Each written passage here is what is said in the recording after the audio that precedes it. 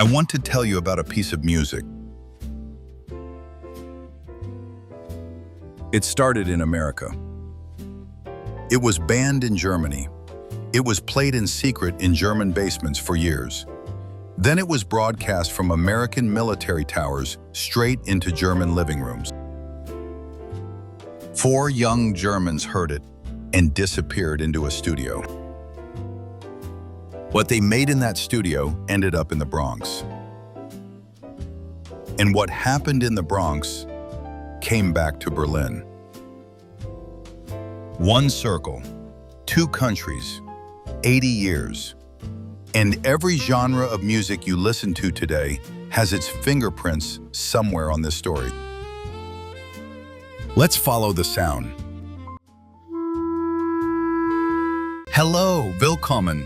Welcome back to German-American Life and Vibes. We have talked about people who crossed the ocean and changed history.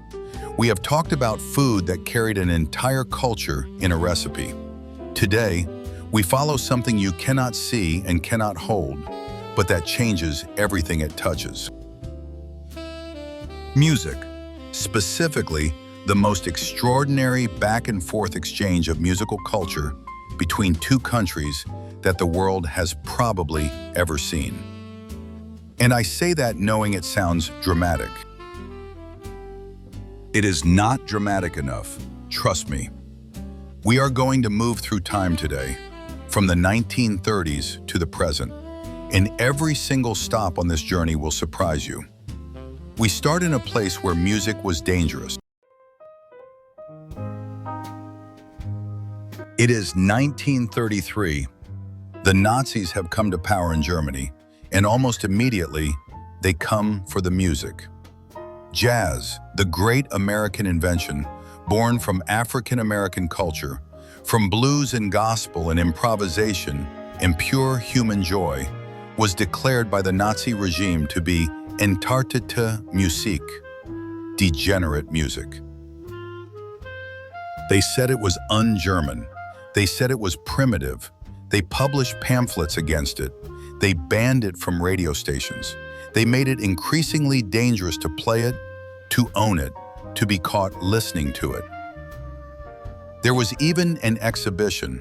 They called it Entartete Musik, designed to show Germans what was wrong and corrupting about jazz and modern music. They genuinely thought this would make people stop loving it. It did not work. Because across Germany, in Hamburg particularly, but in Berlin, in Frankfurt, in Munich, young Germans were forming underground clubs. They called themselves the Swing Jugend, the Swing Youth. They wore their hair longer than the Hitler Youth were told to. They dressed in British and American styles. The girls wore lipstick, the boys wore suits, and they danced. The Lindy Hop, the Jitterbug, dances the regime called Negro dancing and considered a form of moral collapse. The Gestapo raided their clubs. They arrested some of them. They sent some of them to concentration camps. They kept dancing. Because here is what the Nazi regime never understood about music, about American music in particular. You cannot ban joy.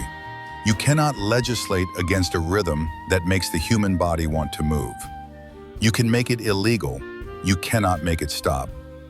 These young Germans, risking real punishment, real danger, real consequences, chose jazz, chose freedom, chose America's gift to the world over their own government's orders.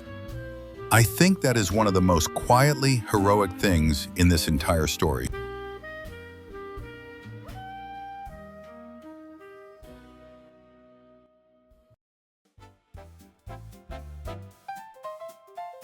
The war ends. Germany is rubble. Physically, emotionally, morally, the country is in a place so dark it is hard to imagine from where we stand today. And from the American military transmitters positioned across occupied Germany, a radio station begins to broadcast.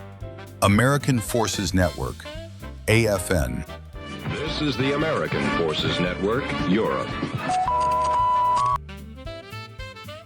It was designed primarily for American soldiers stationed in Germany.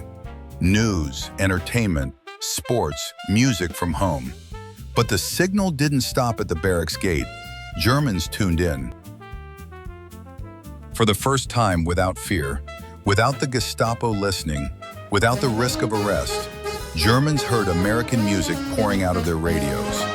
Jazz, big band, and then, in the early 1950s, something new, rock and roll.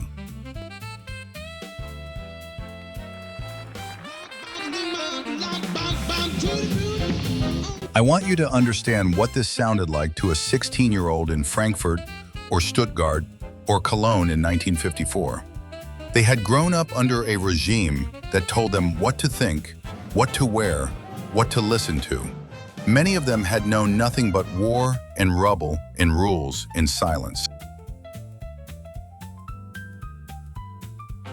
And now, out of a radio, came Chuck Berry, came Little Richard, came the sound of complete, absolute, glorious individual freedom. American Forces Radio was, officially, a military broadcasting service. What it actually was, for an entire generation of young Germans, was the sound of another way to live. The cultural impact of AFN on post-war Germany cannot be overstated. It is the reason German rock and pop music exploded in the late 1950s and 1960s. It is one of the threads that leads directly to what happens next, which is where this story gets extraordinary.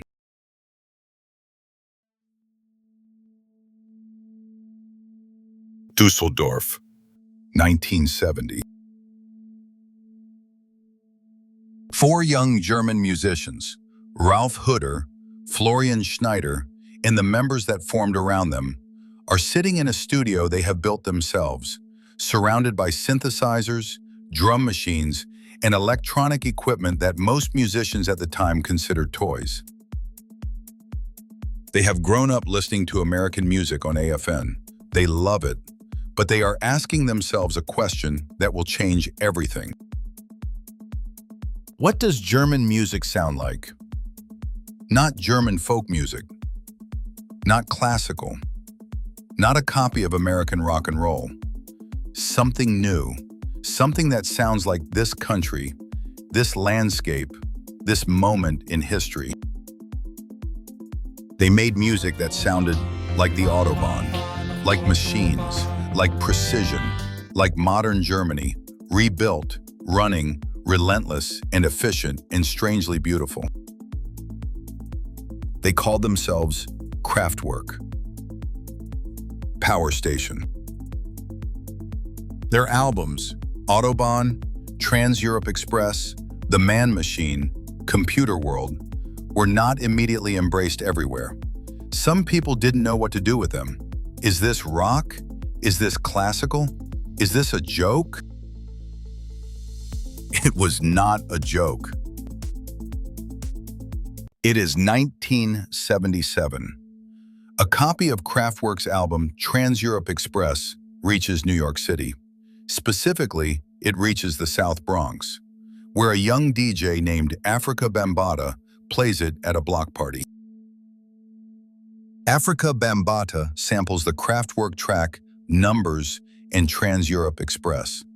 He fuses them with a drum machine beat. He calls the result Planet Rock. Planet Rock is released in 1982.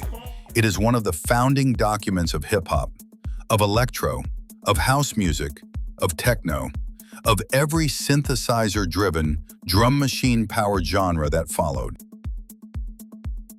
Four men from Dusseldorf, influenced by American jazz and rock and roll, heard on an American military radio station, made music that a DJ in the Bronx used to invent hip-hop. American music came to Germany. Germany transformed it. It went back to America. And America built the modern world soundtrack from it. If that is not the most extraordinary cultural exchange in the history of popular music, I do not know what is.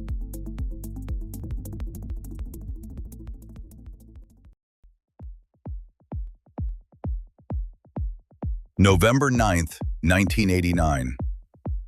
The Berlin Wall falls. And suddenly, there are buildings, hundreds of them, thousands, empty warehouses, abandoned department stores, derelict power stations all across East Berlin. Nobody owns them, nobody is watching, and an entire generation of young Germans walks in and starts playing music. But here is the twist that makes this story almost unbelievable. In Detroit, in the American Midwest, three young musicians named Juan Atkins, Derek May, and Kevin Saunderson have been making music with drum machines and synthesizers, music directly inspired by Kraftwerk. They call it techno. Detroit techno crosses the Atlantic. It arrives in Berlin just as the wall comes down. And in 1991, a club opens in the vault of an old department store on Leipziger Strasse. They call it Tresor. Tresor becomes the bridge. Detroit DJs play in Berlin basements. Berlin DJs play Detroit records to crowds who have just tasted freedom for the first time. The sound of machines, Kraftwerk's children in a sense, becomes the sound of liberation. Again, Berlin becomes the techno capital of the world. And it still is. Every weekend, hundreds of thousands of people from every country on earth come to Berlin to dance to music that started in Dusseldorf, went to Detroit, and came home. American music freed young Germans in the 1930s. American radio rebuilt German culture in the 1940s. German electronic music gave birth to American hip-hop in the 1980s. And American techno gave Berlin its heartbeat in the 1990s. Back and forth, the music never stops crossing the ocean. So, what have we learned today? That music does not respect borders. That a clarinet in New York can become a synthesizer in Dusseldorf, can become a drum machine in the Bronx, can become a bass drop in Berlin. That culture is not a straight line, it is a circle. And the German-American circle might be the most beautiful one in the history of modern music. If you are listening to hip-hop today, thank Kraftwerk.